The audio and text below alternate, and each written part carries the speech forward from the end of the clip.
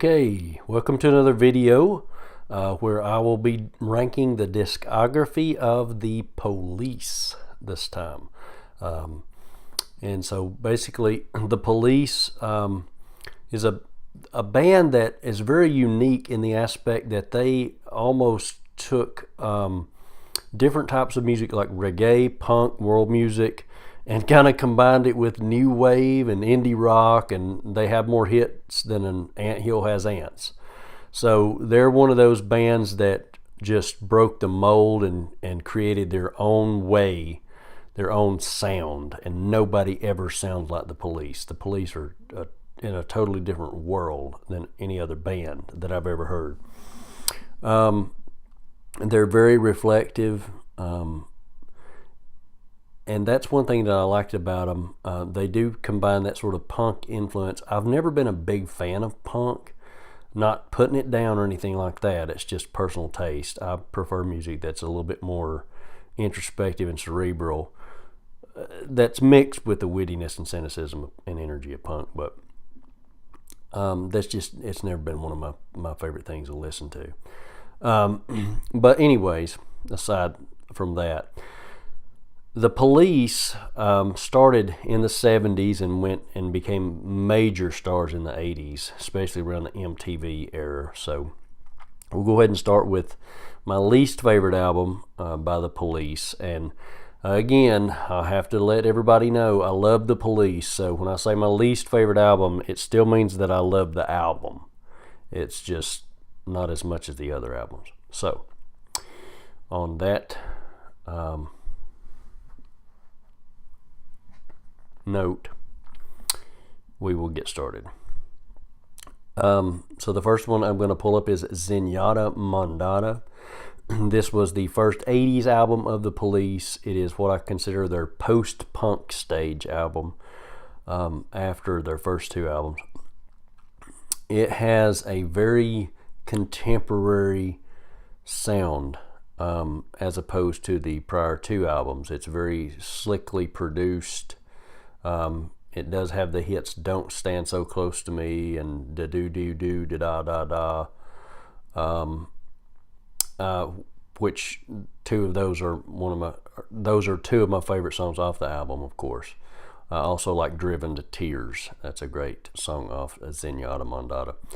But this album it sort of brought the Police into the 80s, and it was a very adult-oriented rock type album as opposed to the previous albums released. So it's more of a contemporary sound. The next album is Outlandos d'Amour. It's their debut album. It's a very, very punk influenced, but I really like it. It has songs like Truth Hits Everybody, Roxanne, So Lonely, Can't Stand Losing You, Hole in My Life. All these songs, it's almost like they took the punk sound and mixed it with reggae and indie rock or something for this album. It's just a very different sound than a lot of the music that was put out, that in that period of time. I go back to this album a lot. I listen to this album a lot, probably more than I do the next album that I'm going to mention. But it's still, I love the Hole in My Life is probably my favorite song off the album. It's very angst-ridden. It's very personal, but I really enjoy that album. The next album will be their one of their biggest albums, not the biggest, but one of their biggest albums, and this would be Ghost in the Machine. Ghost in the Machine, when it came out, it was probably their jazziest album that they've released. They took the elements of jazz and kind of added it into this album, so there's a lot of a different sound than what you'd normally hear from the previous three albums. So it's very jazzy, full of hits though. and I see it as like the precursor to the darkness of the next album that I'm going to mention. But the hit songs Invisible Sun, Every Little Thing She Does Is Magic, which is my favorite song off the album, and Spirits in Material World. Those were probably the three biggest hits off the album. I also enjoy a song called Secret Journey. So if you pick up Ghost and Machine, listen to Secret Journey. Very Police. You'll understand what I'm talking about when you hear it. But this album was very, like I said, it was jazz, kind of in the jazz vein a little bit more cerebral, little bit more contemporary, probably their most contemporary album, their most adult-oriented rock, slick production. Yeah, it's probably their most commercial album, even though the next album probably had, or definitely had, more hits. So the next album, second place, the one that I listened to, is Synchronicity.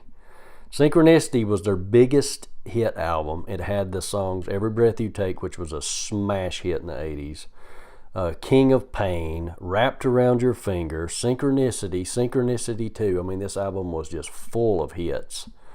It is the MTV album, so to speak. It's the album that just blew the doors wide open for the Police. They were already major world rock stars, but this made them the biggest rock band in the world at that time.